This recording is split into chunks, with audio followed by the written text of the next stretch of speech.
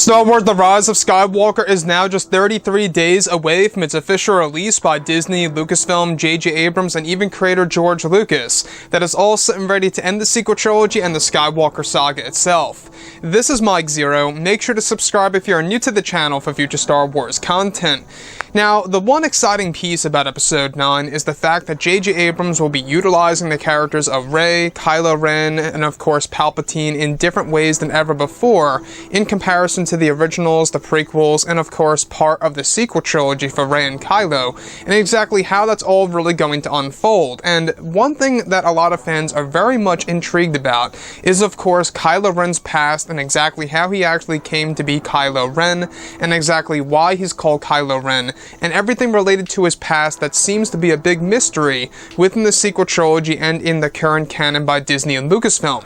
Now, on top of all of this, what's really intriguing has all to do with Kylo Ren's backstory and his past, and what's really interesting about this is that shot descriptions consisting of a sequence where it's explained that both Rey and Luke Skywalker's Force Ghost are said to be sitting in front of each other in the Prime Jedi Temple, where Luke is telling Rey a tale about his past, as well as Kylo Ren's. It's explained that in the upcoming film, the novelization, visual dictionary, and other canon material like books and novels will explain Kylo's backstory in greater depth, where it's described that during Kylo Ren's childhood, when living with, of course, both Han and Leia as a family, Kylo would express his dark side tendencies at times by wrecking the house by using the Force, and even taking down trees where they lived at one point in time. It's explained that Luke Skywalker surprisingly was the one who warned both Han and Leia that he seems to have a part of Darth Vader within him, and wishes to train Ben Solo. However, Leia and Han refused for that to happen, as they were afraid of making things worse.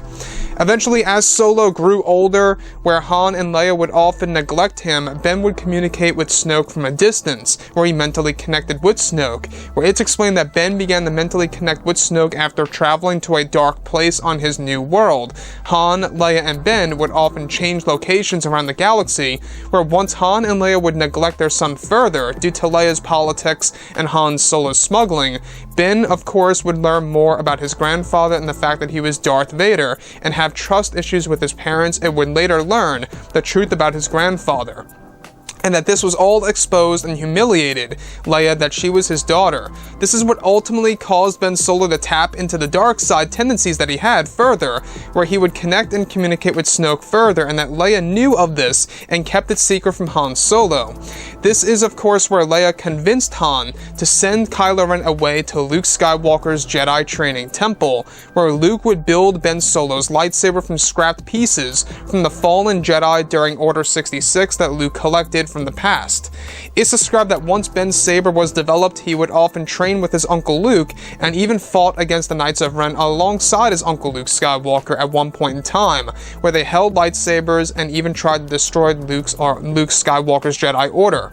However, the Knights of Ren failed, and sometime later Ben would discover that Luke has been holding on to Vader's melted helmet in secret. This caused trust issues once again between both Ben and Luke, where eventually Luke would sense the darkness rising within Kylo Ren and would try to strike down his nephew, after Ben, who is now known as Kylo, used the Force to destroy one of the temple huts on top of Luke, leaving him unconscious for some time. Kylo went on to set the training temple on fire. However, before that, Kylo made sure to take Vader's melted helmet with him, as well as his lightsaber, where the Knights of Ren would pick up Kylo Ren and bring him on board of a ship, bringing him, of course, to Supreme Leader Snoke after he and Snoke have mentally connected several times already. This would be Kylo's first time meeting with Snoke. After meeting with Snoke, the Knights of Ren would take Kylo Ren to the Dark Spire and the location of the Forger, who would later build Kylo's mask. This mask, developed by the Forger, was said to be inspired by the mask of Revan. Here is where Kylo would also receive his outfit/uniform, where his Jedi clothes were burned by the Forger to erase a part of Kylo's past and his connection to the Jedi and Luke's order.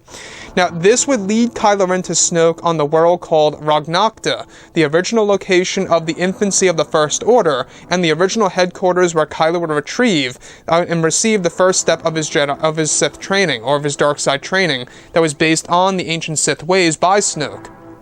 Now this is where Kylo would take apart his blue lightsaber made by Luke into pieces, and Snoke would guide Kylo Ren to make sure that the blue kyber crystal would bleed to the point where it would turn red, where Kylo went too far into the dark side and made the kyber crystal crack. This is exactly why his saber design needed to be changed, adding an exhaust port on each end that would stabilize his dark side weapon. This design on his saber was based off of an ancient design that Snoke knew of during his time in the Old Republic era. For years, Kylo and the Knights of Ren would go on several missions, killing Force sensitives who posed a threat to become a new Jedi, and even track down the location of Anakin's lightsaber that Kylo Ren would actually own for quite some time before it was stolen by Maz Kanata later on. Throughout Kylo's time with Snoke and the Knights of Ren, he would go stronger throughout the ways of the dark side, and even learned about the legend of the missing girl that was connected to Darth Sidious. However, it's explained that Kylo knew the legend of this girl, that he was fascinated by the story due to its mystery. It's explained that Kylo actually got the name Kylo from Snoke, and that Snoke got the inspiration of that name from a piece of ancient Sith text, and that his last name, Ren, came from Snoke's master, Nile Ren, hence the Knights of Ren and Kylo being the leader of them all. So let's go over a couple of parts about this. Now, obviously, The Rise of Skywalker is a very important film because it's going to explore the backstory of Kylo, Rey, Palpatine, Luke, Snoke, you name it, and even, of course, the visual dictionary, the novelization, new books, novels, and comics related to The Rise of Skywalker will tell us everything about this in greater depth. Now, what I like about this as well is the fact that it also taps into Snoke and the Knights of Ren in greater depth than we've ever actually heard about before. The fact that we will be learning more about Kylo's backstory and his life as Ben Solo, switching over to Kylo Ren. I want to go over one piece that kind of alludes to one of the Darth Vader comics that we got back in 2018, just sometime after the release of The Last Jedi in December of 2017, is where Darth Vader, the real reason as to why it has that crimson color, is because he actually used a kyber crystal by Karak Infilla, which was a Jedi Master who actually used a green kyber crystal. Now, Darth Vader used the Force, the dark side of the Force, of course, to crack, or should I say, to use the Force to bleed the kyber crystal, making it red, almost cracking it like Kylo Ren did, however, it did not crack it fully, where Darth Vader was able to use that as a way to construct his new lightsaber. Now, you can see how this would be used as inspiration for J.J. Abrams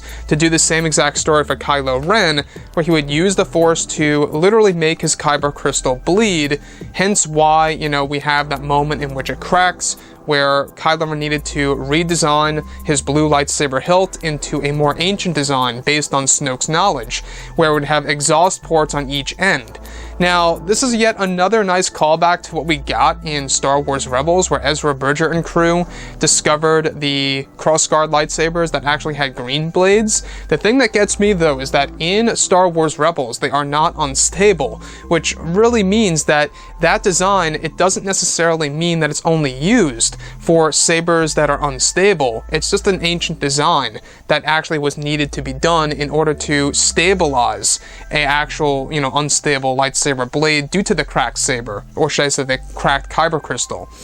Now, the thing that I also like about this as well is that we also will learn that Darth Vader's melted helmet was actually kept within Luke Skywalker's Jedi training temple in secret, and that's also what caused a problem between both Ren and, of course, Luke, both between Ben and Luke Skywalker, and that they even fought the Knights of Ren prior to when the Knights of Ren actually turned Kylo Ren to the dark side. You guys may have heard about this from Vanity Fair, that it was actually the Knights of Ren who turned Kylo to the dark side first, before Snoke made the final push. Everything about this is going to be told in the film, the novelization, the visual dictionary, the Rise of Kylo Ren comic series, as well as new and upcoming books and novels for 2020. That's going to tie everything all together in greater depth, and I cannot wait for it all. And honestly, Kylo Ren is a very mysterious character still when it comes to his past. There's years worth of material to tell, and I can really see how they're going to dig and dive deep into this further in, of course, Episode 9 and everything related to the current canon.